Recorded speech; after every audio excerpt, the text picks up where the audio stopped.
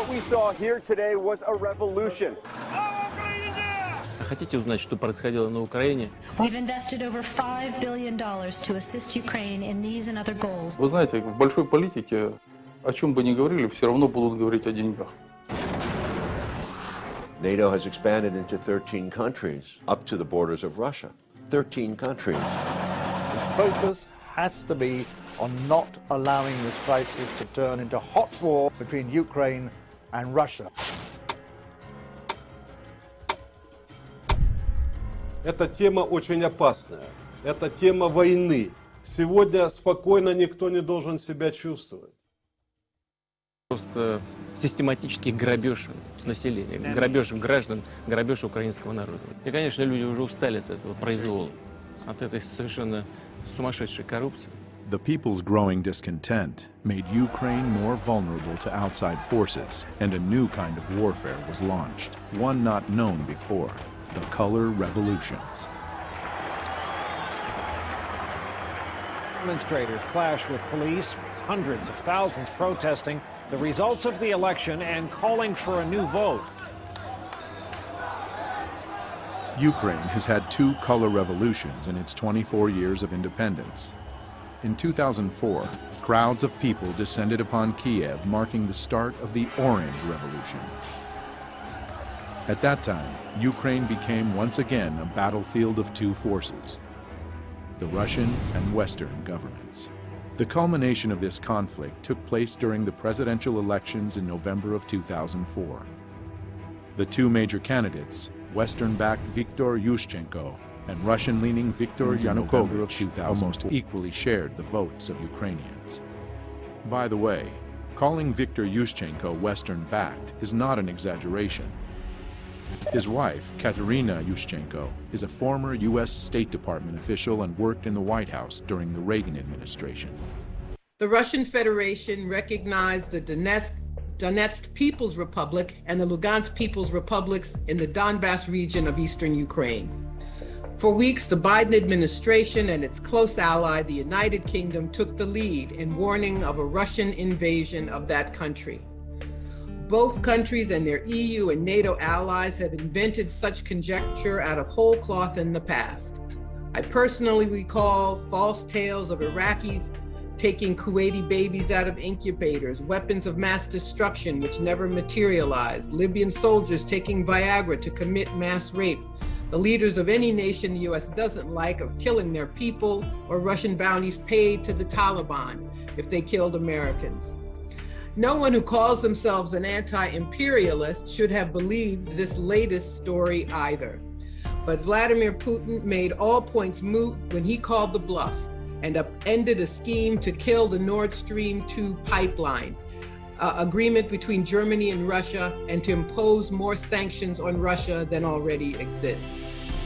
In recent days, war propaganda was uttered and written at a level I can't remember. But it's interesting, the corporate media, presidents and prime ministers all behaved as if war in Europe was somehow worse than war breaking out anywhere else. So some of the angst over Ukraine is the result of it being a European country. But I actually think that what's going on here is that the West is leading Ukraine down the primrose path. And the end result is that Ukraine is going to get wrecked. And I believe that the policy that I'm advocating, which is neutralizing Ukraine and then building it up economically and getting it out of the competition between Russia on one side and NATO on the other side, is the best thing that could happen to the Ukrainians. What we're doing is encouraging the Ukrainians to play tough with the Russians. We're encouraging the Ukrainians to think that they will ultimately become part of the West, because we will ultimately defeat Putin and we will ultimately get our way. Time is on our side. And of course, the Ukrainians are playing along with this. And the Ukrainians are almost completely unwilling to compromise with the Russians and instead want to pursue a hardline policy. Well, as I said to you before, if they do that, the end result is that their country is going to be wrecked. And what we're doing is, in effect, encouraging that outcome. I think it would make much more sense for us to work to create a neutral Ukraine. It would be in our interest to bury this crisis as quickly as possible. It certainly would be in Russia's interest to do so. And most importantly, it would be in Ukraine's interest to put an end to the crisis. Thank you. If we move the forces, NATO forces, including American troops, toward Russia's borders, where will we be then? I mean, it's obviously going to militarize the situation and therefore raise the danger of war. And I think it's important to emphasize, though I regret saying this, Russia will not back off. This is existential. Too much has happened. Putin, and it's not just Putin, we seem to think Putin runs the whole of the universe. He has a political class. That political class has opinions. Public support is running overwhelmingly in favor of Russian policy. Putin will compromise at these negotiations, but he will not back off if confronted militarily. He will. The idea that Ukraine might join a Western military alliance would be quite unacceptable to any Russian leader. This goes back to 1990, when the Soviet Union collapsed. There was a question as to what would happen with NATO. Gorbachev agreed to allow Germany to be unified and to join NATO. It's a pretty remarkable concession, with a quid pro quo that NATO would not expand 1 inch to the east. That was the phrase that was used. So Russia has been provoked. Well, what happened? NATO instantly moved to East Germany. Then Clinton came along, expanded NATO right to the borders of Russia. Now there are the new Ukrainian government, the government after the overthrow of the preceding one, the parliament voted, I think 300 to 8 or something like that, to move to join NATO. Which you can understand why they would want to join NATO. You can see why Petro Poroshenko's government would probably see that it's protecting his country. No, it's not protect. Crimea was taken away after the overthrow of the government, right? He's not protecting Ukraine, is threatening Ukraine with major war. That's not protection. The point is, this is a serious strategic threat to Russia, which any Russian leader would have to react to. Gathering. But what we do want to say this evening is that for the Black Alliance of Peace, we said that the focus must go beyond Ukraine, that Ukraine is the symptom, but the disease is the US, EU, NATO axis of domination. We say that the movement will always find itself on the defensive and in a reactive mode until we are ready to take on the difficult work of delegitimizing US exceptionalism, exposing the bipartisan commitment to full spectrum dominance, and stripping away the veneer of respectability that the gangsters of empire are able to use to obscure the crude, raw, narrow interest that they attempt to advance to the detriment of global humanity, using terms like the responsibility to protect. We say, who protects us from you? The first major part is identifying the defendants. And while that was fairly easy in the case of Iraq, it was complicated here, because we didn't want to diffuse responsibility, and we didn't want the numbers to be so great that your eyes would be too tired to go on into the charges before you finish reading about all the wrongdoers. We established some criteria. The first is that the United States is overwhelmingly the responsible party. That except for the United States, this would not have happened.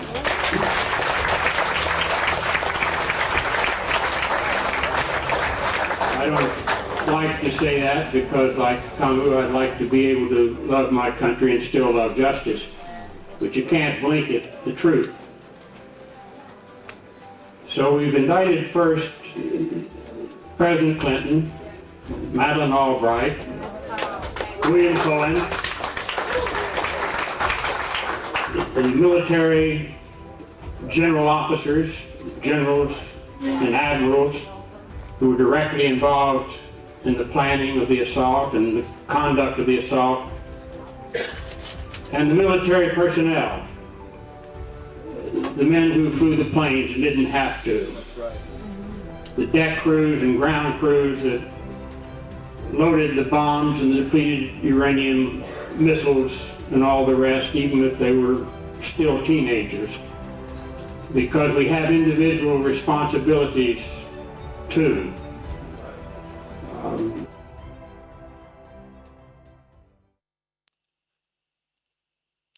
I want to thank all of you for joining us tonight for this live stream event hosted by the International Action Center entitled Ukraine, NATO Lit the Fuse.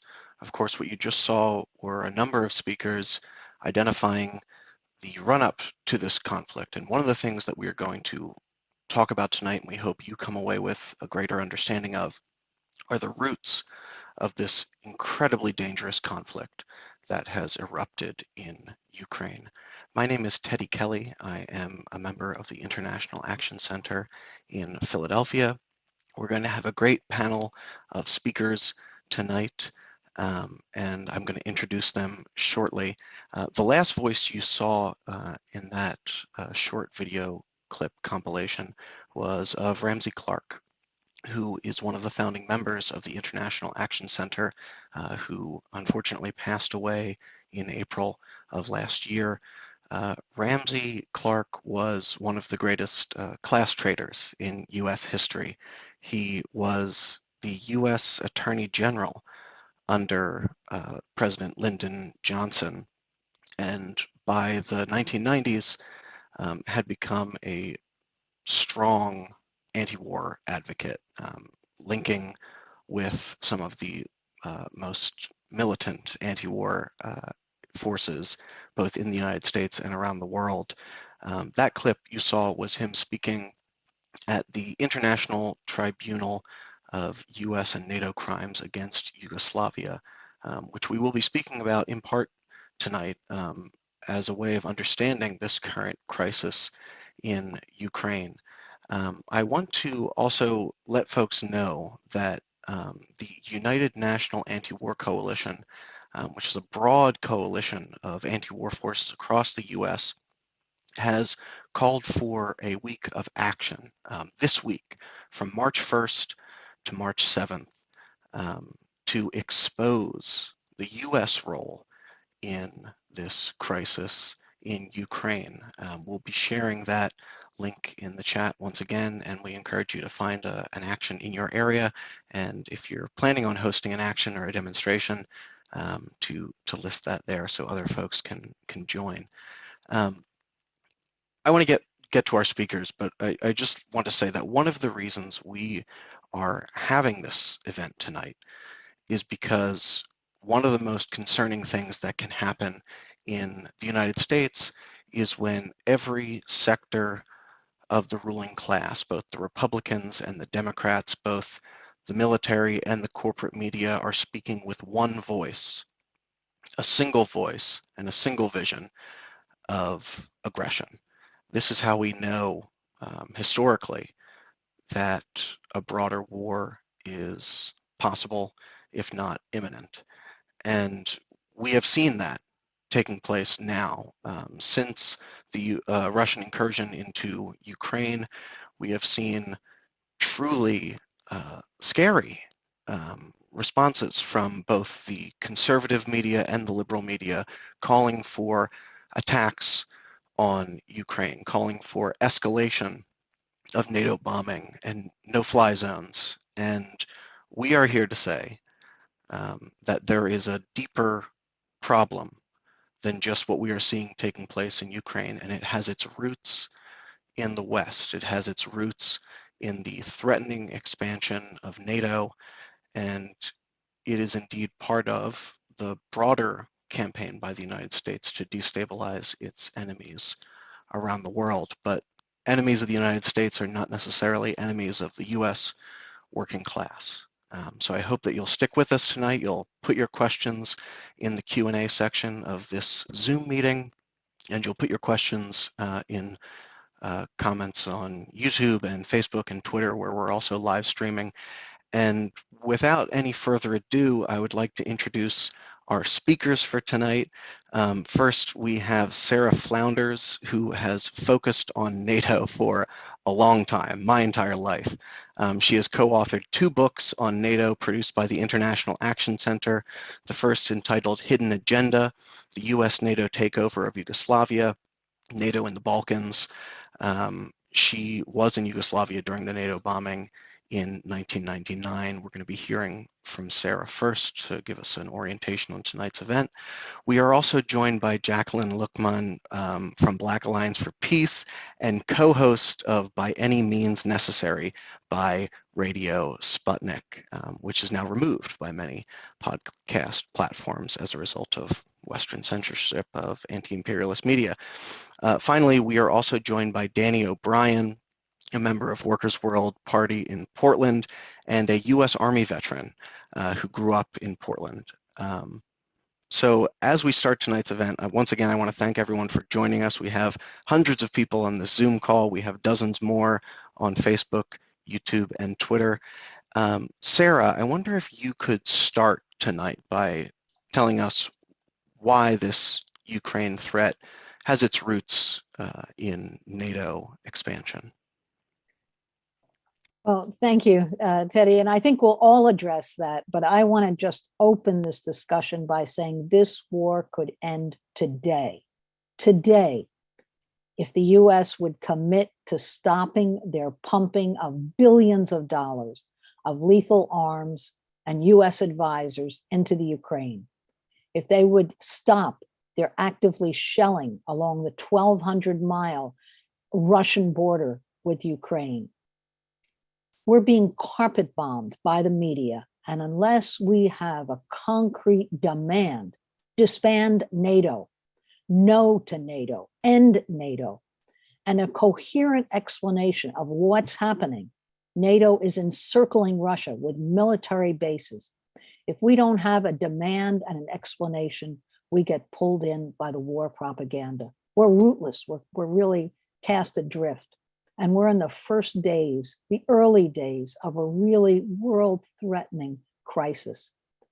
There's been 8 years of US-fueled active war in the Ukraine. And there's no mention in the media that it's NATO weapons that are responsible for 14,000 civilian deaths in eastern Ukraine, in the Donbass region, right on Russia's border. No mention. No mention of 20 years of expanding NATO military bases that now encircle Russia. So that's what we're discussing tonight. And I'm going to pass it back to our other 2 panelists, I think to Jacqueline, who is next. And it's important that her program, By Any Means Necessary, is taken off the air today, along with every other program on RT, on Sputnik, and lots of other voices and Twitter.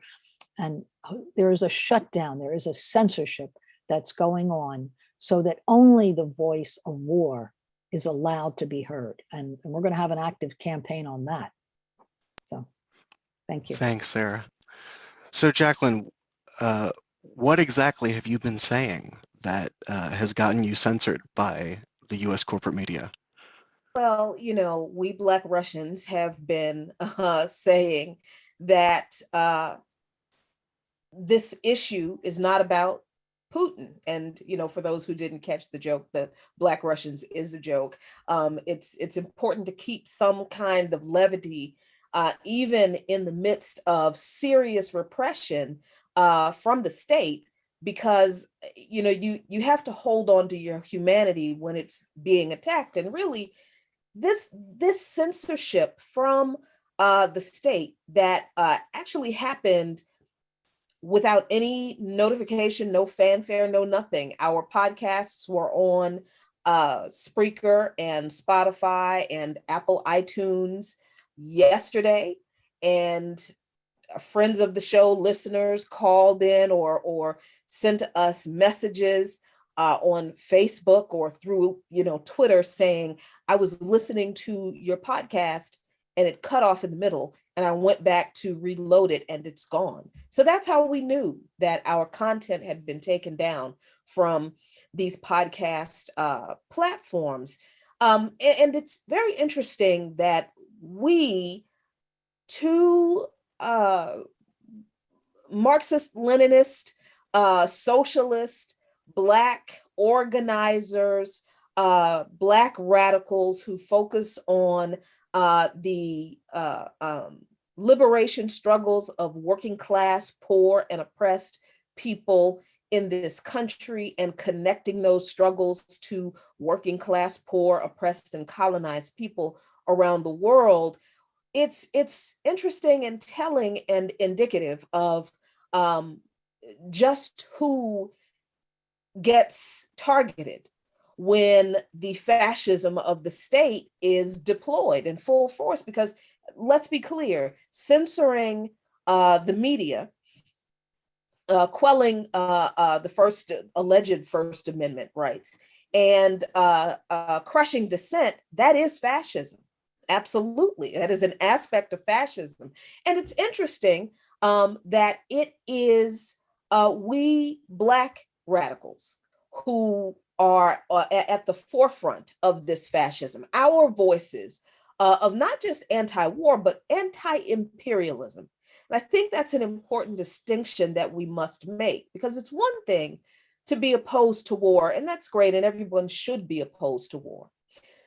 But when we talk about anti-imperialism, we are talking about getting at the root of why war happens and who causes it and for what reason. So those are the things we talk about on our show, the root cause of the suffering of all working class, poor, oppressed, and colonized people around the world. War is one of those ways that suffering is meted out, but we focus on who causes it. And in the world today, it is the United States through its international militarized gang called NATO that is at the bottom and at the forefront and in the middle of every conflict in the world today, where people are challenging the repression of the state, not providing for the people's needs, are exploiting people's labor and stealing their land for their resources. And as we see in Ukraine, fomenting a coup in 2014, arming and legitimizing neo-Nazis, putting them in the government, allowing them to go into the army, unleashing them to wage a civil war on ethnic Russians in Crimea and Donbass for 8 years, all while increasing NATO exercises in countries that border Russia for 8 years, ever increasing, deploying more weapons in those countries on the border where NATO was not supposed to advance to in the first place, and now using Ukraine as the last piece in the game of chess, the global hegemonic chess that the US and NATO has been playing. So it's interesting that it is we Black radicals who get censored along with everyone else on the platform, but particularly when we talk about fascism and the way not only people in this country are downplaying the US NATO role in Ukraine, but they're also downplaying the presence of fascism, the presence of fascists, the role of fascists in what is going on in Ukraine. And this is not something that is just limited to the people of Morocco and Brazil and India and Nigeria and other African nations and some Caribbean nations who were brutally denied exit from Ukraine during because of course that's who would not be surprised that is how fascists would act. But it's particularly insulting to Black people in this country who our family members, our grandfathers, our granduncles were were convinced that if we fought for this country in World War II against fascists, in Europe against Hitler and against Ito, then things would be better here. But our family members went to Europe, fought fascists there, were tasked with guarding the former Nazi soldiers who were POWs, experienced them being treated better than they were in their own so-called country. And now this very country, once again, is saying to us, no, the fascism isn't real. That's a grave insult to the legacy of many of our people. And that is, it's a rare occasion that I will make things personal, but it's a grave insult to me, where my own grandfather fought in World War II. As much as I am an anti-imperialist and wish he hadn't gone, but he did. And it is a grave personal insult for me to hear people, some even on the so-called left, who say that the fascist threat in Ukraine is not that big. The fascist influence in Ukraine is not that big. Putin is really the problem. So this moment is very important because as an African in America, I recognize that very often we are used as pieces in this chessboard, in this game. We are used by the Democratic Party to prop up candidates that have no legitimacy otherwise, as was done with Russiagate. There was a lot of focus on Black folks and how evil mastermind Putin snookered us all to either vote for Hillary Clinton or not vote for Hillary Clinton or vote for Donald Trump with some Facebook ads for shoes and, rainbow bikini Bernie ads. We Black folks were supposed to have been so unsophisticated that we fell for Putin's ruse that we were duped into voting for Trump, or at least not voting for Clinton. Then for 6 years, we heard nothing but, look at how Putin fooled the Black people through Russiagate.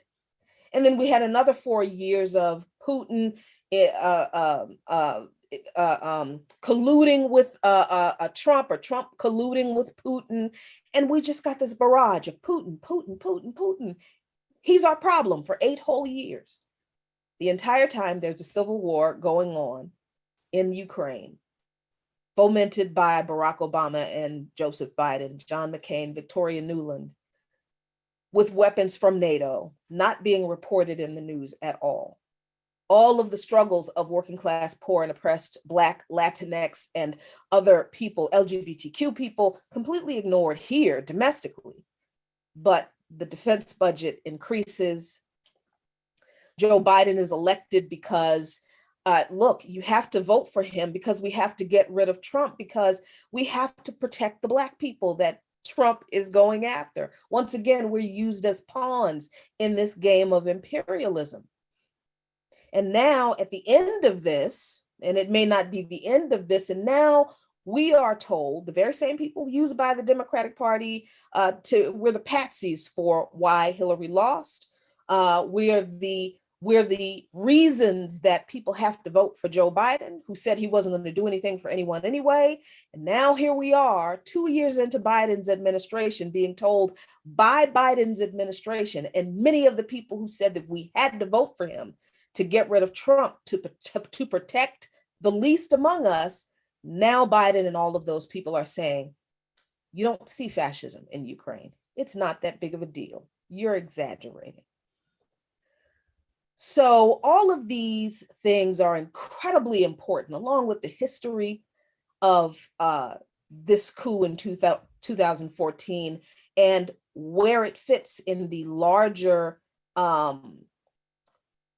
strategy of the US and the EU and NATO in regard to certainly China, but also the way the media, as you said at the beginning, fell all in immediately to making this about Putin. It's all Putin. Putin must be stopped. That could only have happened if the 6-year media campaign of the Putinization of the American consciousness was played endlessly throughout corporate media platforms every day, 24 hours a day for 6 years. So this is where we are. This is the result of that, where so-called people on the left are anti-war people or progressive people they are even saying Putin must be stopped.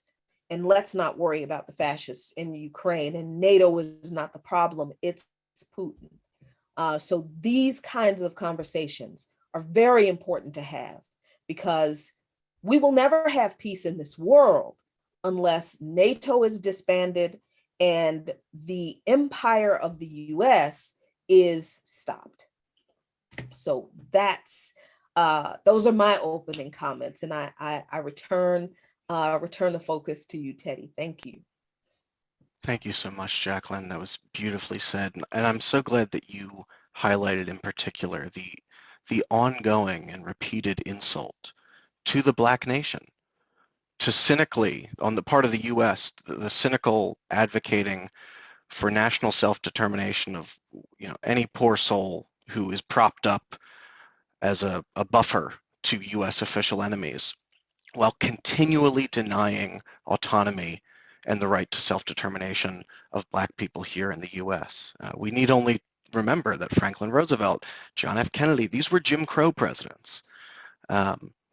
It was Mumia Abu-Jamal, actually, who told me that if I wanted to understand the roots of fascism in Europe, that I should understand who inspired the fascists in Europe and to look back to the destruction of Reconstruction. And Mumia wrote a really important 3-volume book called Murder Incorporated about just that.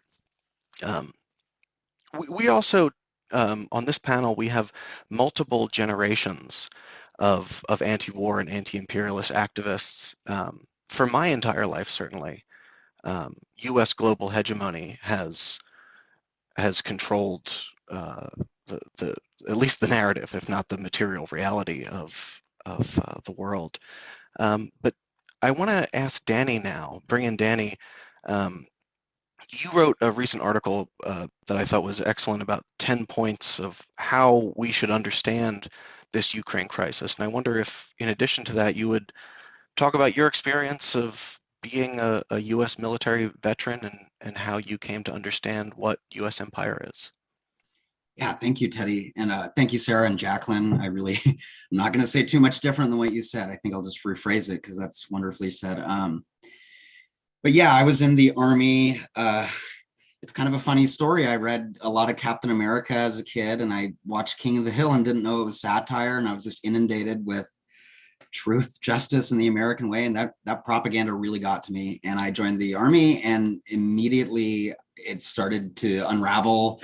And I was presented with like a very horrifying brute force with what seemed like unlimited power, but also it was just like a bureaucratic mess too. And I just saw that everything I was told was kind of a lie. So I went on a path from there, and that's where I'm at now.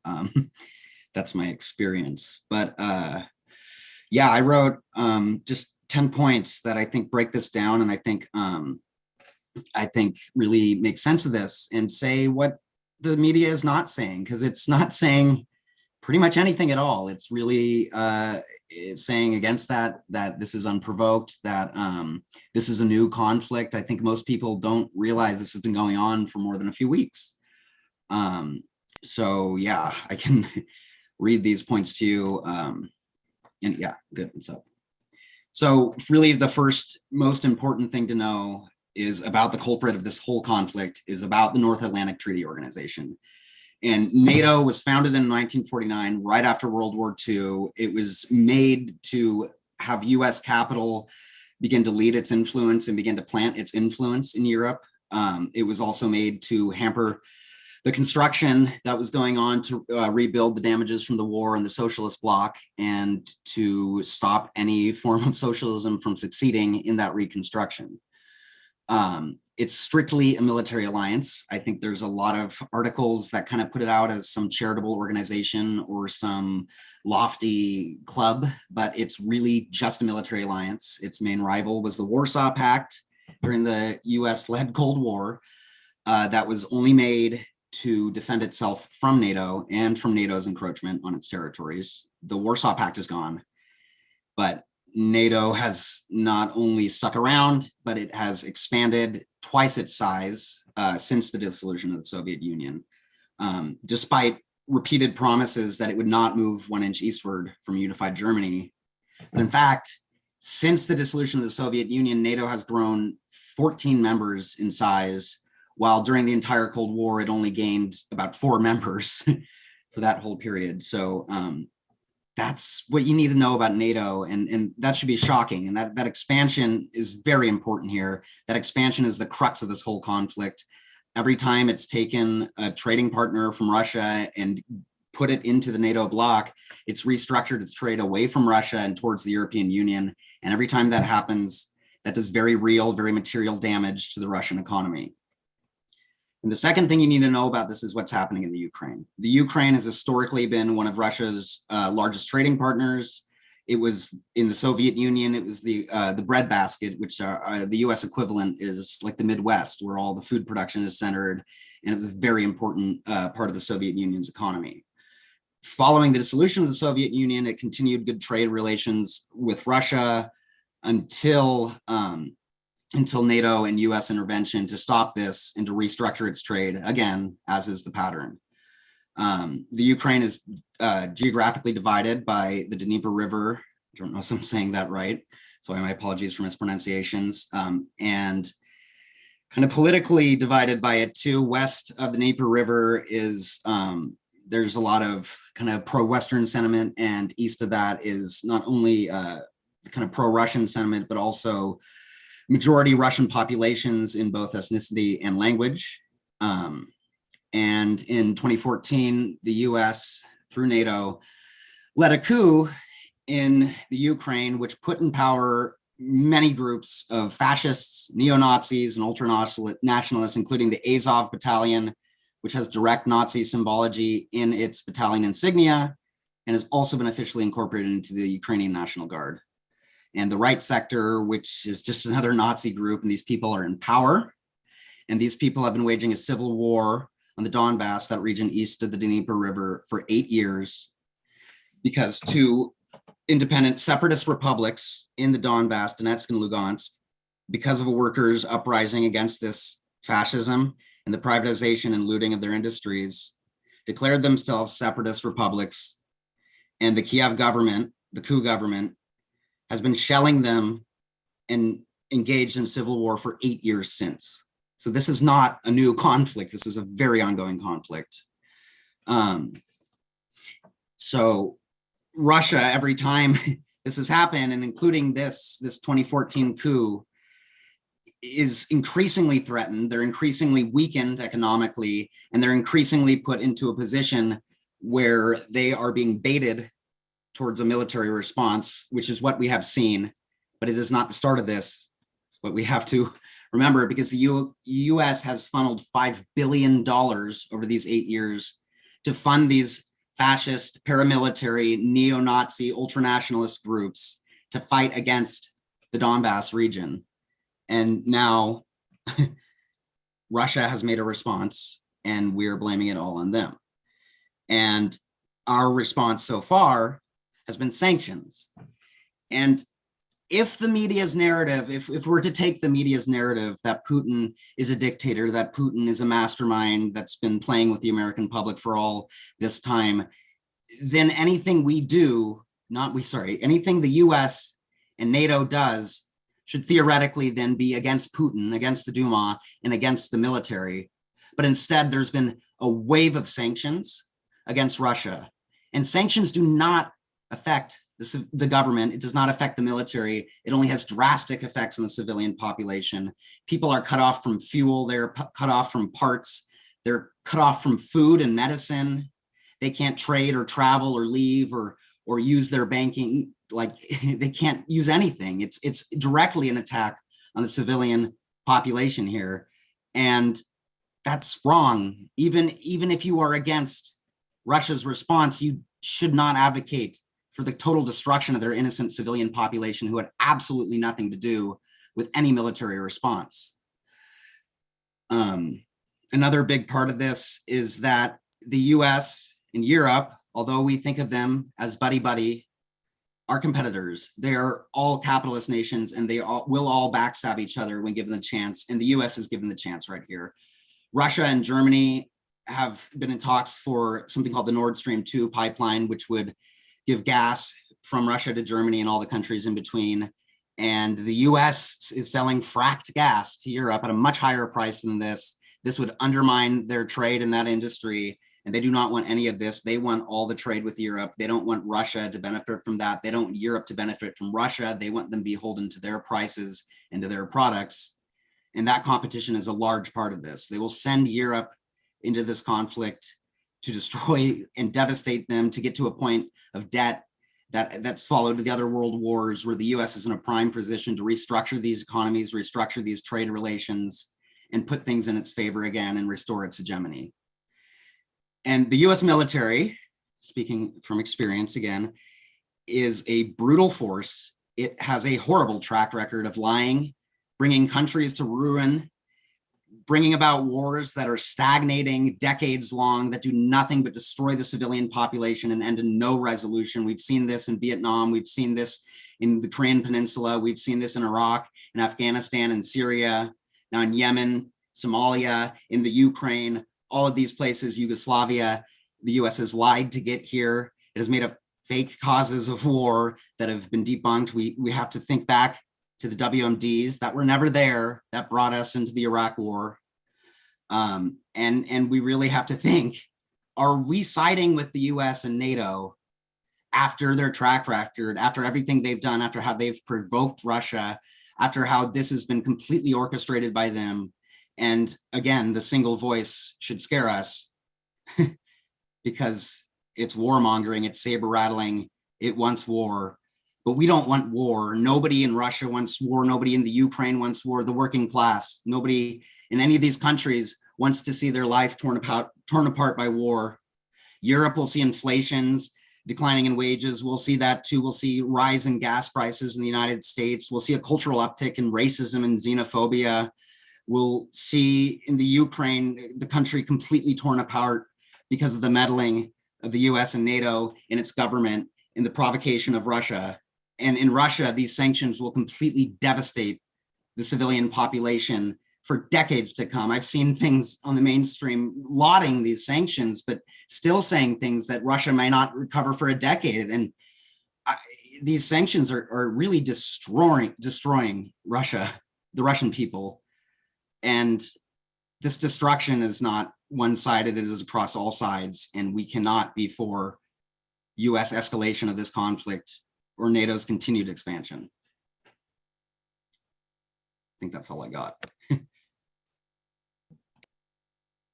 Thank you so much, Danny. It is always impressive and important to hear from those who personally understand the crimes that the US military commits, whether it's a US military veteran or a victim of the US imperialist wars. And we'll be sharing your article here in the chat. We have a bunch of questions that I want to get to before we end for tonight. But right now, I would like to go back to Sara, because we're being told that this is the biggest war in Europe, or the biggest war since World War II, that this is the first war to happen in Europe since World War II, and it's a dangerous and shocking and reactionary rewriting of history. I wonder if you could talk about this, Sara. Thanks, Teddie, and thank you, Danny and Jacqueline. I want to go back to my opening point that the war could end today and this is something that Russia in every negotiation has said again and again, if the US would just stop pumping in the weapons and the troops and the advisors right on Russia's border. That's important to know that there is an end, a negotiation that is offered again and again, that the US advisors, that the shelling of on the 1,200-mile border with Russia has to stop. And this has been the position from the beginning. What's unreasonable about that? And the US response has been, and even more so now, no, 1,000 new missiles are pouring into the Ukraine right now. And there are war maneuvers in the other NATO countries going on right now, and new levels of preparedness and new weapons purchases. So there's not a pullback and there's not even a pause in place, but using this as an excuse to dig deeper, more aggressively, and much more dangerously.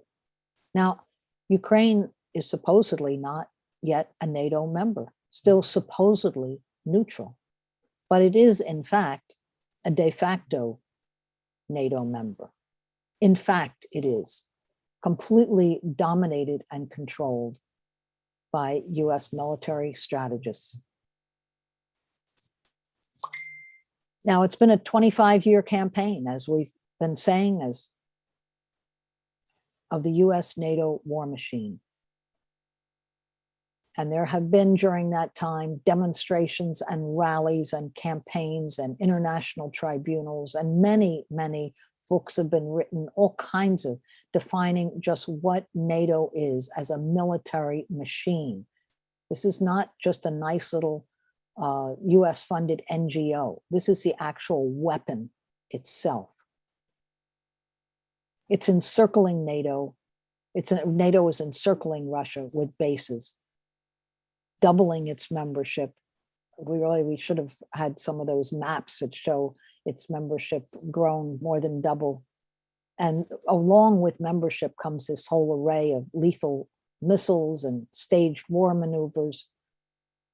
Every new member has to go through military training and has to commit to all kinds of levels of austerity to pay for new US weapons.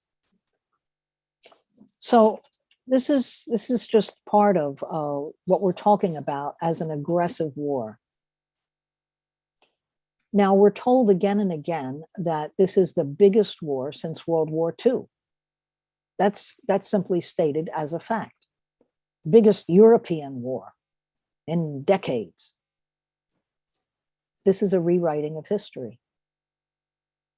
In Yugoslavia, which was a US-NATO war, there was 78 days of NATO bombing of Yugoslavia.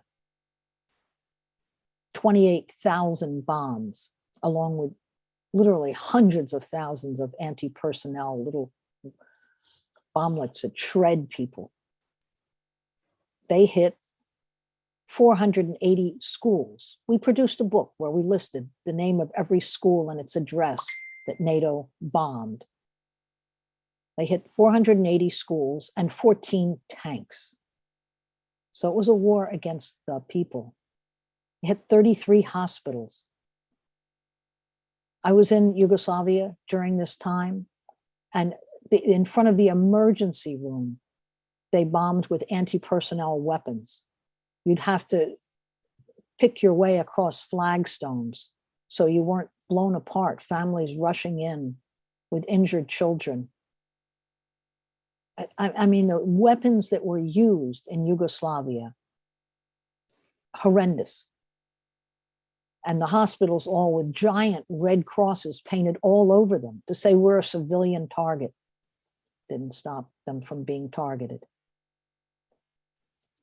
It was massive, it was intentionally destructive, and it was the first step in the expansion of NATO. It was to create fear in every other country, and every country where previously there had been socialist construction, saying it's now raw terror. The US built the biggest base, I think, in the world at that time, called Camp Bondsteel in Kosovo, part of Serbia, until it was separated off by US decision. So now what else does the media now, when they saturate, want us to forget? There's a forgotten war in Syria that's going on right now.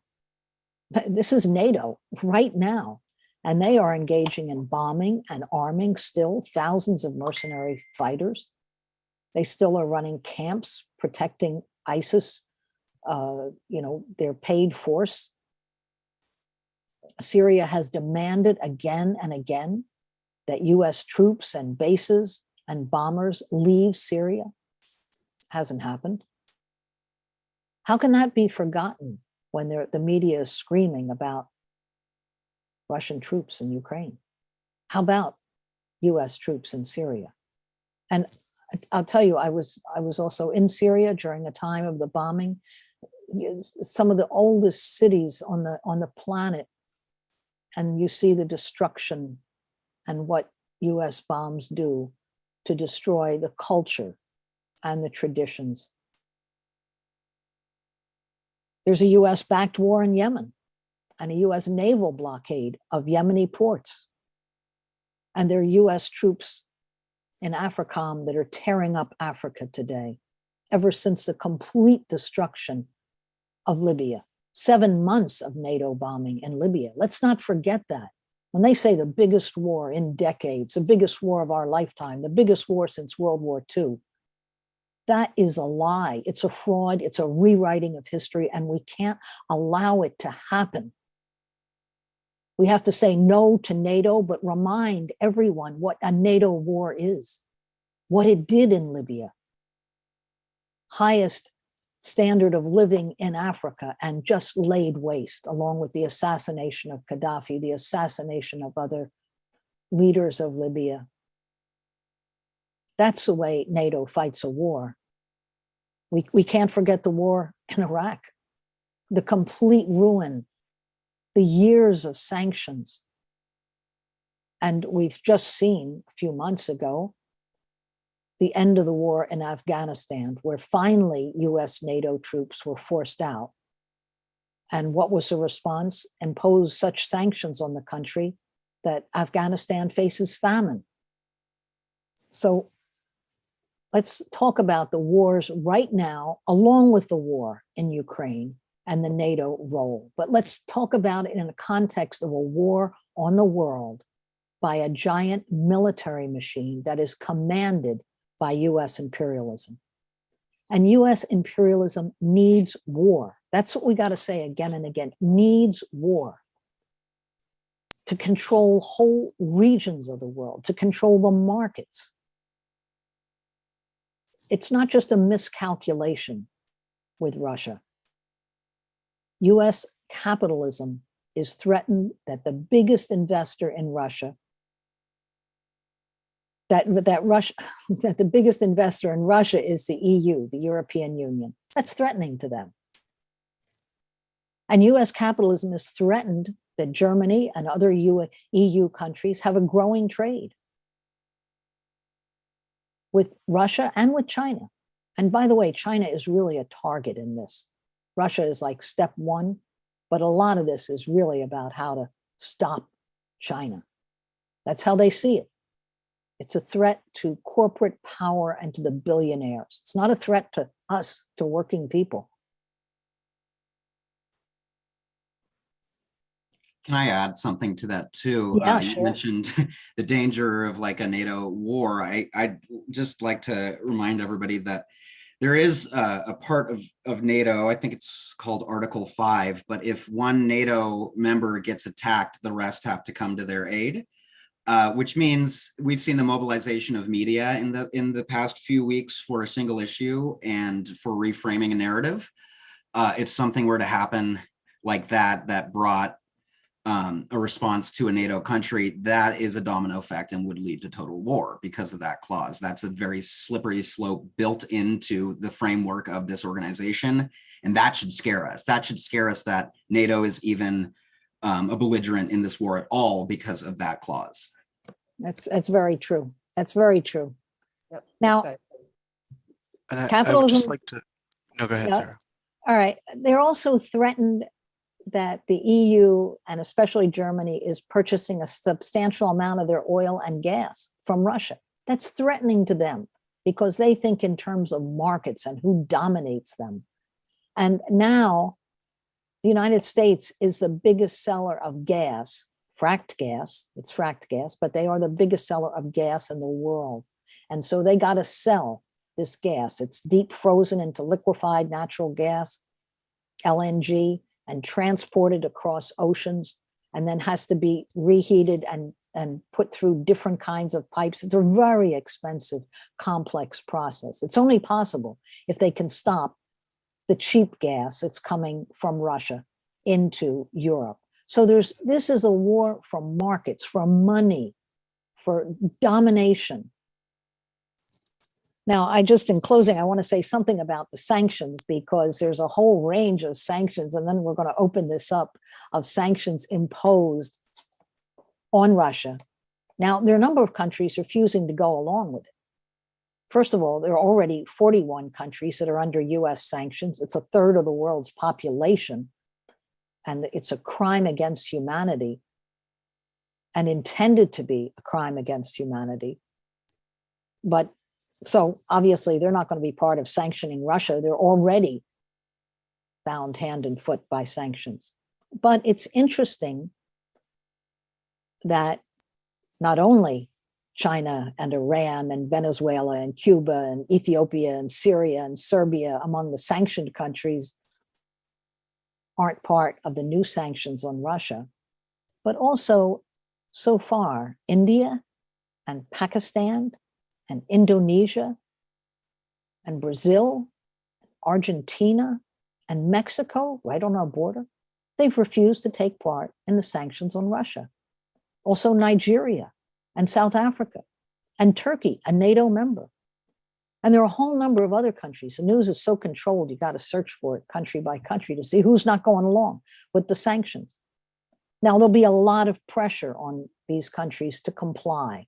So we don't know if this will hold because every one of them is having their economy twisted to go along with this. But it's important that each of them are saying, these are unilateral sanctions. We'll only go along if the UN Security Council votes for it, which, given its structure, is not likely. So anyway, these are difficult days we face in the period ahead. There's a lot of censorship that's going to happen. There's a lot of control, but I think we need a workers' response. We got to say more and more, our problem is not Russia. Our problem is racism. It's cutbacks. It's COVID and no national health plan. It's an environment that's out of control and a climate catastrophe. These are the real problems that working people face. And the Democrats and Republicans can only unite when they have a war. Everything else, they say, oh, I'm sorry, we just can't pass it. We can't pass aid for children or medicine or housing or no evictions. No, we can't pass it. So anyway, we need an international campaign against NATO. I think we got to focus our attention on that. It's a war machine. And let's figure out how to do that in everything that we're doing. And let's go into the discussion. But thanks. Thanks, Sarah. And we have time for just a few questions before we end for tonight. And I want to thank Sarah and Danny and Jacqueline for being with us tonight. This has been a fantastic discussion so far. Sarah, you mentioned Syria, and there are so many conflicts going on in the world right now. The US is bombing Sudan. The US is bombing Somalia. The US is participating in a genocide in Yemen. And I think workers in the US who may genuinely see what's happening in Ukraine and say, well, this is horrible, I feel for them. We have to ask ourselves, why do you hear about some conflicts and not others? And how does that benefit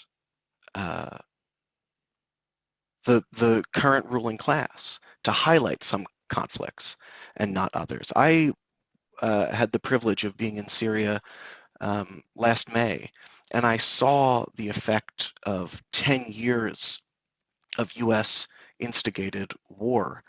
I saw the effect of US sanctions. Right next to where I was staying, there was a big community center and hospital for disabled children that was half completed. It was like this building that was supposed to be there for children with a variety of physical and learning disabilities. It was frozen in time, like this construction site that couldn't move on because of the US war against that country. And we have to think about the human cost of every conflict like this. It's not just a media spectacle. And one of the things that I think helped make that so real for us is seeing the treatment of African refugees and migrants trying to flee the chaos in Ukraine. And Jacqueline, we've gotten a lot of questions about that in particular. I wonder if you could speak a little bit more on that.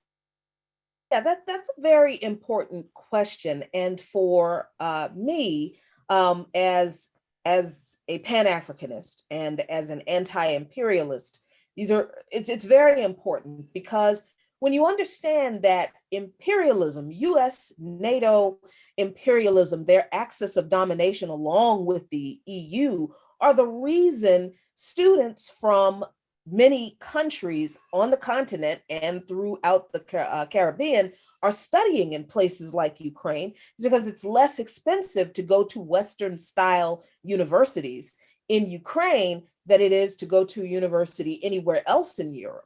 But why, you have to ask yourself, why are students needing to go outside of their own countries, Nigeria, Ghana, Somalia, or anywhere in the Caribbean to get an education, Brazil? Well, first, I think you have to look at the governments of some of those countries. We certainly know that the government in Nigeria is a comprador class of the United States, fully in support of the United States. You look at the government of Brazil, that is a right-wing puppet of the United States, a proxy state, if you will, of the US. And then you see that this is not an issue. These many students, most of them are students, but not all of them are, but most are students.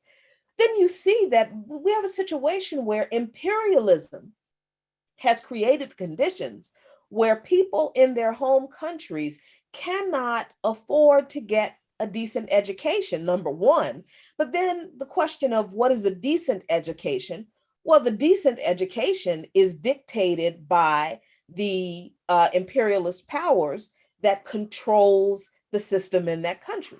So you have young people who believe that their education from a European university will hold more weight in the capitalist markets of the world than a degree from the University of Ghana, the university in Somalia, or the University of Sao Paulo, or such along those lines. So there is that aspect. The question of why are African and Brazilian and Caribbean people students in Ukraine? And certainly, I'm not taking away anyone's agency to go wherever they choose to receive an education. But I think we'd be mistaken if we don't look at the conditions under which people feel they must go to another country to receive something that they think is better, that is offered in their country, and who's dictating those terms and why. So the idea of a better education in a European nation is a very colonial, white supremacist idea, right? So there is that. And then we have the clear, obvious racist treatment of non-European people who were trying to leave Ukraine. And there has been a lot of conjecture about, well, no, it was the Polish, border guards, and it was the Hungarian border guards who weren't allowing people to come into their countries. And while I certainly don't dismiss that there was some of that, when we're talking about what the US, EU, and NATO did in Ukraine by propping up their puppet government and using the neo-Nazi, fascist, ultra-nationalist elements in that country to do that, then I am curious to know where people think those folks went, right? And I know that NATO itself knows very well where they went, because NATO actually has its own little propaganda arm called the Atlantic Council. They have a website. You can go to their website. It's a think tank, and they have their own little propaganda outlet. And even they acknowledge the presence and the threat of neo-Nazis, fascists, and ultra-nationalist groups in the military in Ukraine. They acknowledged it as early as 2018. And there's an article that is on their website that is actually titled something like Ukraine's Neo-Nazi Problem, quotation mark, no, this was not written by RT, end quotation, but that is the literal title of the article almost. And I mentioned it in a piece I wrote about this for the Black Agenda Report. So the Atlantic Council, NATO itself, recognizes that they have a Nazi problem in Ukraine. This does not legitimize anything that NATO does. It does raise this interesting contradiction, I think, for me, why people who are so all in for imperialism and so all in for the legitimacy of NATO, and NATO has to do the things it does because of Putin, all of a sudden they see no Nazis. But the very institution that armed and legitimized the Nazis, the neo-Nazis in Ukraine, they see them. So I think we have to be very clear that certainly the issue of white supremacy, neo-Nazism, fascism, ultranationalism, absolutely it exists in every country. There are extremist elements in every country. The entire issue with the so-called Uyghur genocide in Xinjiang really stems from China responding to extremist threats on their border that you never hear about in the United States. And there's no genocide. There is just providing an opportunity for people who felt marginalized to be integrated into society. That's what, so yes, that there is, I'm sure there is a fascist problem in Poland. I'm sure there's a fascist problem in Hungary. I am sure there is a fascist problem in Russia. I know this is true because there's a fascist problem in the United States. And so this is not something I am confused about, that there are other countries in the region that are welcoming sometimes of these fascist elements and have had issues with some of these fascist elements. But when Vladimir Putin, and I do not like to individualize this issue, but when Vladimir Putin says, we need to denazify Ukraine, and NATO itself says through the Atlantic Council, yes, we've got a Nazi problem, even though, of course, they come short of saying, and we created it, in Ukraine. We gave them weapons and, we allowed them to be members of the government. Then I question the seriousness of people's understanding of NATO and the US and the EU's role in this conflict. And I question people's seriousness to their commitment to anti-fascism. I truly do, because I often ask, and I've had a lot of these conversations over the past few days, I often ask people, how much fascism is acceptable for you? How much fascism are you willing to live with? Because for people who look like me, for people who look like those folks trying to leave Ukraine, those non-European folks, for people, for the ethnic Russian-speaking people in the Crimean and Donbass regions, for our LGBTQIA brothers and sisters, I can tell you that we cannot tolerate a tiny bit of fascism.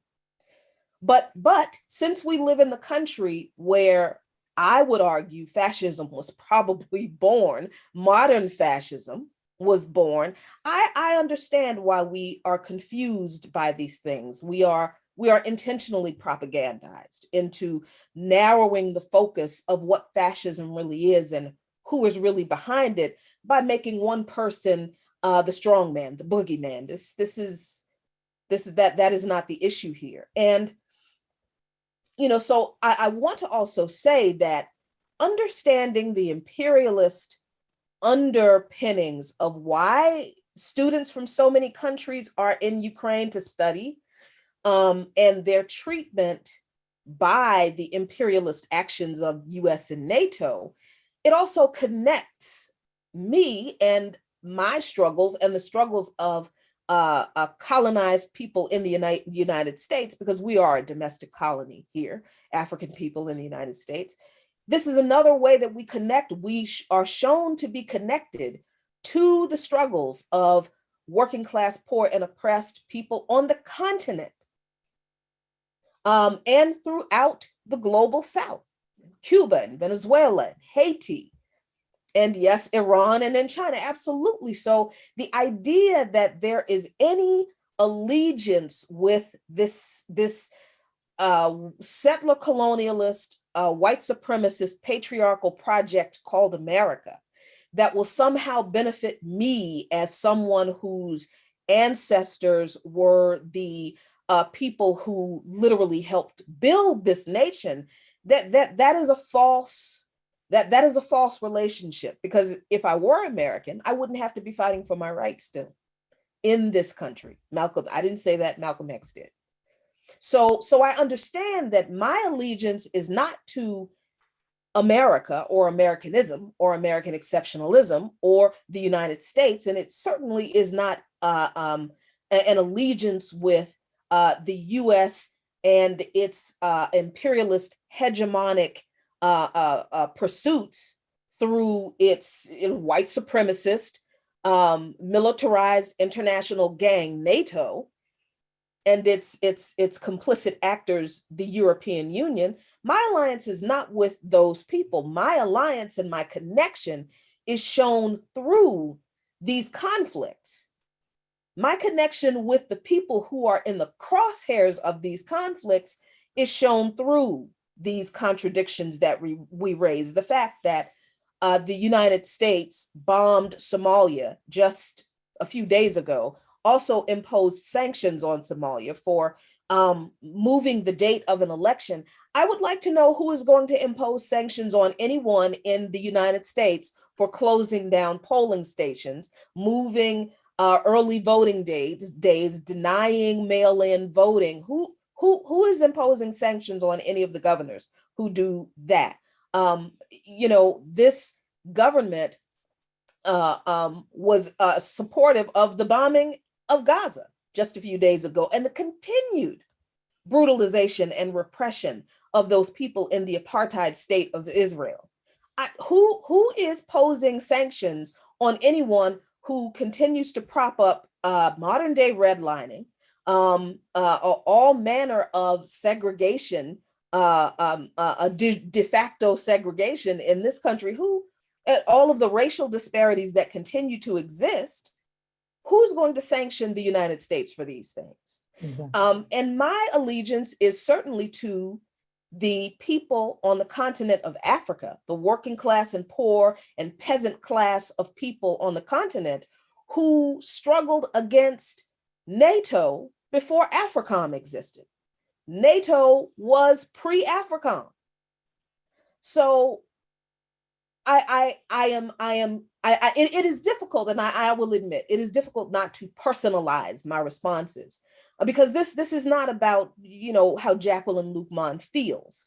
This is about the struggle against imperialism and the way it robs the freedom and life and the very existence of working class, poor, and oppressed and colonized people around the world. But I always feel like I have to make it clear, especially in these days, where my personal allegiances lie. And it is not ever with any formation that feels that it needs to identify with this white supremacist settler colonial experiment, America, in order to get a few trinkets from its table. My sentiments and allegiances lie with the oppressed and colonized people of the world who are struggling against and are rising up against this imperialist beast and the US, EU, NATO axis of domination. So that is where we connect with the people trying to flee, the African and Caribbean and Brazilian and Indian people trying to flee Ukraine. And just one more last point. Another way that we see how imperialism has operated in these countries, where people who are trying to flee these African nations, Caribbean nations, is the inability of their embassies to do anything to help them. The entire point of having an embassy is supposed to be to protect you wherever you go around the world. That's why you have an embassy. These embassies have not been able to protect or provide any assistance to these Africans, these Ghanaians, Nigerians, wherever they came from on the continent. I think Nigeria was the only embassy that was really able to do much of anything. But there is absolutely a reason why particularly the African embassies, the embassies from African nations, were powerless to do much to help their own people get home. That is because the US and NATO have rendered them powerless through neocolonization and continued imperialism and Western hegemony on their in their regions. So what we are looking at is almost the entire ecosystem of imperialism playing out before us, not only from in the way that it affects the people in the region, but also in the way we USians respond here, because now, people have so much sympathy and they're so concerned for the Ukrainians. And of course, I do not want anyone to experience the conflict of war. But I do wonder where people's concern was for the people in Somalia. I wonder where people's concern was for the people in Yemen. Where was people's concern for the people in Libya who experienced a new modern day slave trade after the US overthrow and assassination of Muammar Gaddafi? Where was people's concern for the End SARS protest in Nigeria over the past few years? We colonized people of the world, we peasant classes, we working class, poor and oppressed people of the world are always in the crosshairs of imperialism. I would just hope that imperialism becomes the issue, the main contradiction for people to struggle against, rather than a side discussion that we might be able to have when we stop this particular strongman from doing whatever it is the US government claims he's doing. So beautifully said, Jacqueline, and so incredibly incisive with your global class analysis of this conflict as well. And this is something that we need to consider when we look at every conflict around the world. Even if certain forces are using the language of liberation, why would certain forces, say the Kurdish separatists in Syria or the pro-NATO Europeans, why would they align themselves with our class enemy and the global class enemy of the US empire? Of course, you've mentioned the fascist forces, and whether it be ISIS or certain Uyghur jihadists or Jabhat al-Nusra in Syria, or the Azov Battalion, or the Ku Klux Klan, or the Proud Boys. Just like the Brown Shirts and the SS, these forces are always allies of the capitalist ruling class. You know, I was with Sarah on the U.S.-Mexico border in 2018, and we saw the particularly degrading treatment faced by Haitian and Cameroonian migrants. Not to mention the treatment of our indigenous brothers, sisters, and siblings. We see, of course, the ongoing struggle of our Puerto Rican family. We must at least mention our Palestinian comrades. We see, just as you said, how these conflicts expose who we must have solidarity with. I would just add that, you know, if it is true what like the U.S. and NATO claims that Crimea was annexed by the Russian Federation, why is it that the U.S. and European countries have placed sanctions on the people of Crimea? If they're a victim of aggression, why are they now being victimized by U.S. sanctions? Folks, we're about 8 minutes to 9 p.m. Eastern. I just want to read a couple questions and then give us all space to make closing statements.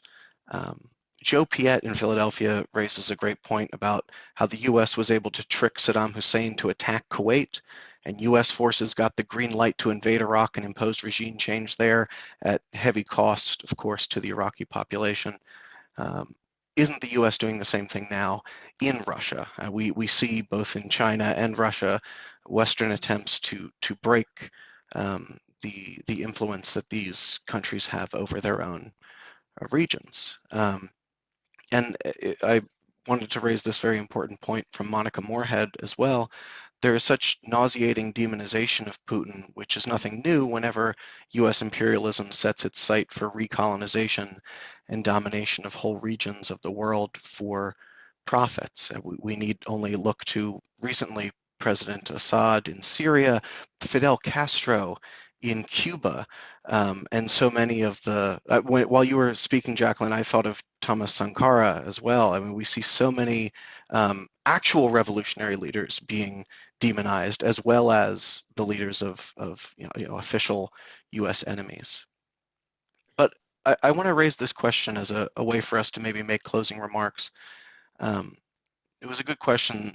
Can any of the panelists speak to the role of anti-communism in the propagation of war with Russia, China, and the persecution and censoring of anti-imperialists? And I see, maybe we can go Danny and Sarah and Jacqueline to wrap up. Go ahead, Danny. Cool. I don't think I have the full picture, but I'm sure my the other panelists will help. But one part of that is that like I was talking to my mom about this, and I had mentioned that Russia was capitalist, and she was baffled, and I could tell that didn't. My mom's not. She's an educated person. She knows stuff like that usually, and it was crazy for me to see that that the propaganda had gone so far that people forgot the Soviet Union dissolved almost. And I think part of this too is like there's a conflation that the US State Department is trying to put out to people, at least implicitly, that Russia's communist because it allies with China and because it used to be the Soviet Union, but the dissolution of the Soviet Union directly dictated that communists cannot be in power in any of in Russia or any of the post-Soviet republics, is one part. But this keeps getting obfuscated. Anthony Blinken put out a statement that Putin wants to rebuild the Soviet empire, which Putin does not want to do.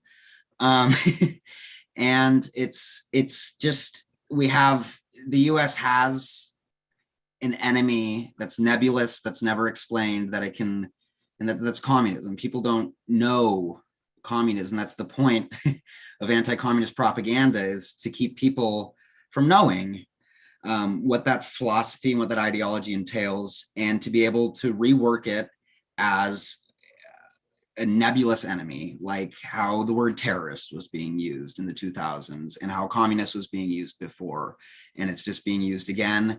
and the media campaign against Putin in these last 8 years leading up to this has had him as some sort of KGB type figure. I think they're going off of his past role in the KGB, but they're really doing like a James Bond type narrative where Russia is just spies with world power that are colluding and everything, and it's just rehashing an old narrative is all that it is, because it's convenient. That's my 2 cents. Thanks, Danny. Go ahead, Sarah. Well, anti-communism, it's sort of an easy button to push in the same way that demonization of whoever is a leader, it's an automatic go-to for the media. There's just layers and layers of racism and bigotry in the US media. And if so-and-so is the enemy, they know exactly what to do with the story. Their sanity is questioned, they're deranged, they're sick, they're distorted, they're everything that evil is. Whoever the US is confronting, that person is suddenly evil incarnate. That's the media role. But it doesn't happen only in the media here. Part of the role of US funded AID programs and what happened in Eastern Europe, what happened in the former Soviet republics, and also what happened in Russia is that they were flooded with hundreds of thousands of funded projects by the NED, National Endowment for Democracy. There was at one point, there was a study from the Russian Duma saying that there were 400,000 US funded by different corporate entities, NGOs operating in Russia. Now, they were doing everything from rewriting textbooks to rewriting the laws to bringing in religion big time in the most reactionary form. In every way, it was an effort to rewrite the culture. Now, there was a bragging by Victoria Nuland as Undersecretary of State about $5 billion spent on Ukraine. And that wasn't just on weapons. She was talking about the social engineering. How do you take a socialist country and not only sell off for scrap metal its industries, but rewrite its laws and set people against each other in a ruthless competition? Really, capitalist culture isn't natural to human nature. And it takes a big sell of a really ruthless, and it happens in the media. It happens on the internet. There are 100 ways. The organizers they all have staff then. Just think of the sheer number of, in Ukraine, supposedly, and some of this was US bragging, they had 40,000 NGOs. That means thousands of people, tens of thousands, who then have staff jobs. They go to New York and Berlin and Paris for further education, incorporating them in Western values. This is how countries, you have to train in over a period of 20 and 30 years, a whole new culture that accepts that you can evict people from housing that they've had for a generation because it got privatized. You can lay people off of jobs. You no longer own your job. This is what went on throughout the entire region, along with the troops coming in, along with refashioning the military to hold this in place, along with, as they describe, the operation of where did the Nazis go in Ukraine, especially. They were recruited into the police force and into the military that was operating in East Ukraine. So they were consciously recruited into the most vicious and weapon-wielding forces. So we should just keep in mind, none of this process is natural. And I just want to really third a point that Jacqueline made at the end of her talk just a minute ago, that we have to make imperialism the main issue. We got to focus on what this monster is. And it's in a big struggle with the world because its market is so saturated. It can't sell anything unless it literally destroys other countries and what they have. That's why it targets Russia, which is a capitalist country, or China, where there's really emerging socialist construction on a whole new level. There's still some capitalism there, and there is socialism, and there is a spectacular new phenomenon that's happening. The US says this is our greatest danger. Why are they so threatened by this? So we got to look at what imperialism is doing. We got to focus on the NATO military machine, and we need to do this in a big way in the movement today, because there's just lots of confusion, wringing of hands, humanitarian measures, and let's fly a flag, for Ukraine without seeing a war on the world. I think that's it. But the anti-communism is really real. We should know it runs deep, runs deep. Thank you so much, Sarah, and thank you, Danny, as well, for being with us. Jacqueline, would you like to make any closing remarks here?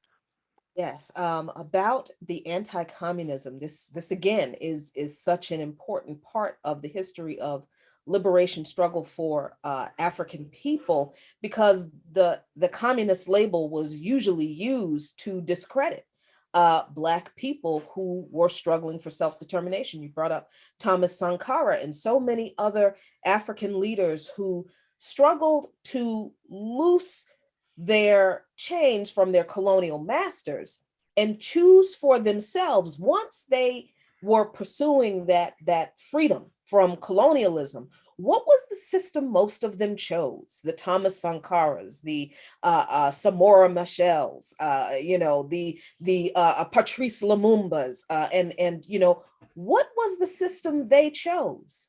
It was socialism. And for many African leaders, it was scientific socialism. They did look to countries or formations like the USSR and China as models, perhaps for assistance, but they understood that their historical struggle against colonization and the class stratification, the worker and peasant exploitation, and the class oppression that came with colonialism in particular throughout history needed to be factored into how they structured their societies based on Marxist-Leninist principles. So yes, they may be Marxist-Leninists at the foundation, but they looked back at history, what colonialism did, how it happened, what it impacted, to inform how they would structure their socialist society. So, Sarah said that capitalism is not natural. It is not a natural system. So then you have to ask yourself, if capitalism isn't a natural system, then what is? Communalism.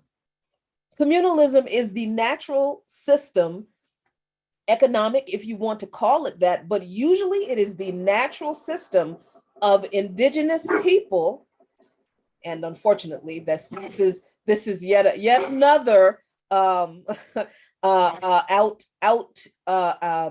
do I want to call it? Another example of the effects of being a colonized people in this country, where the violence and the outlet of colonized and oppressed people, this is what happens. But if capitalism is not natural, then communalism is the natural formation of indigenous societies. And while there were hierarchies that were adopted where there was a tribal leader or a king or some such thing, the idea of capitalism was something that was uniquely framed from a very European mindset. So when we look at why communism is still such an effective tool for propagandizing people against Putin, who, by the way, has now been turned Asian by the Financial Times. If you look at I think it's the Financial Times that has a picture of him with I guess it's a Mongolian Hun helmet on, and they're saying that Putin has gone back to his Asian roots. So now Putin isn't white anymore. He isn't European anymore. He's Asian, and it's okay to hate him because he's not European now. And he's a communist, even though he's not. He is very much a capitalist. He is an oligarch, and he's fine with that. But there are oligarchs in this country as well. So communism and the idea of anti-communism works so well because people in this country and in European nations are very much still invested in capitalism. The idea that capitalism is the root to health, wealth, and well-being and all things good in these respective countries. And of course, this is the exceptionalism that we're indoctrinated with. So the idea of the natural indigenous ordering of societies, these ideas of communalism are discredited and have been throughout history. They're discredited from the decimation of so many indigenous Native American societies who were almost eradicated from existence and forced into this capitalist system and impoverished because of it. And you look at the continent of Africa and you see all of the kingdoms before colonialism, they suffered the same fate. You look at communities in the global South, they suffered the same fate everywhere in the world, where communities ordered themselves, societies ordered themselves in a communal fashion, were eventually supplanted by European colonialism based on capitalism. And capitalism exists for the profit of a few through the exploitation of many. That is not natural, but capitalists do not care that is not natural.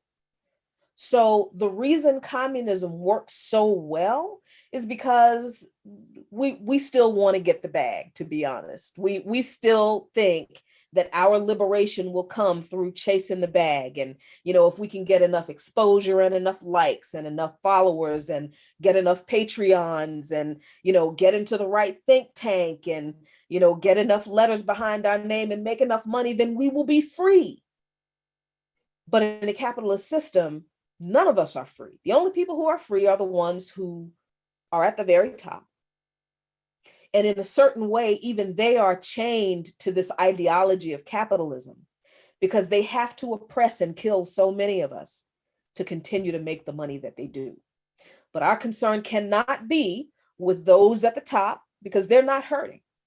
Our concern has to be with freeing those at the bottom. And for me, I have to say that the Black Alliance for Peace is not a socialist formation. The Black Alliance for Peace has no political ideology. It subscribes to no political ideology. The Black Alliance for Peace exists to revive the Black radical anti-war, anti-imperialist tradition. That is why we exist.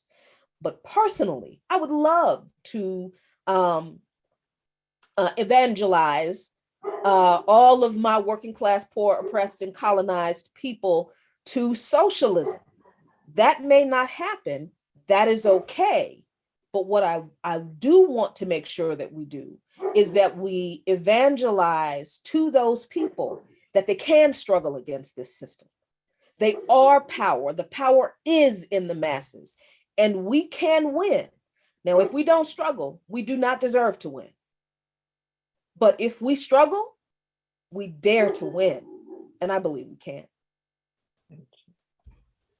So beautifully put, Jacqueline. Jacqueline, Luqman, Danny O'Brien, Sara Flounders, I want to thank all of you for being with us today. We put the link to multiple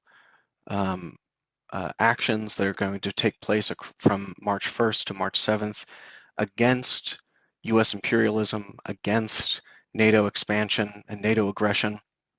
And I just want to end, if I could, with this quote from Ramsey Clark, who is one of the founders of the International Action Center.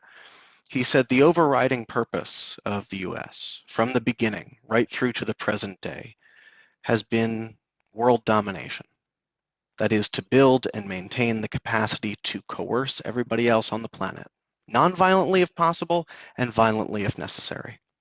But the purpose of US foreign policy of domination is not just to make the rest of the world jump through hoops. The purpose is to facilitate the exploitation of resources. And insofar as any people or states get in the way of that domination, they must be eliminated.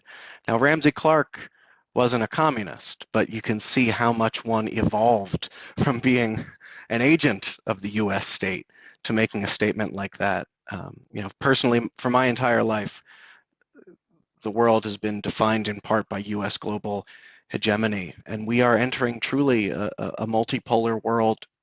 I don't think that's something we should fear. I think that is an opportunity for workers and revolutionary communists in the US and around the world to fight for our mutual interests against war, against exploitation, and for a future human society that's founded not on mutually assured destruction, but on mutual cooperation. So thank you all so much for being with us tonight. This is not going to be the last event that we do on the Ukraine crisis, but boy, I'm I'm so grateful that you were all here with us tonight. So thank you for joining, and be safe.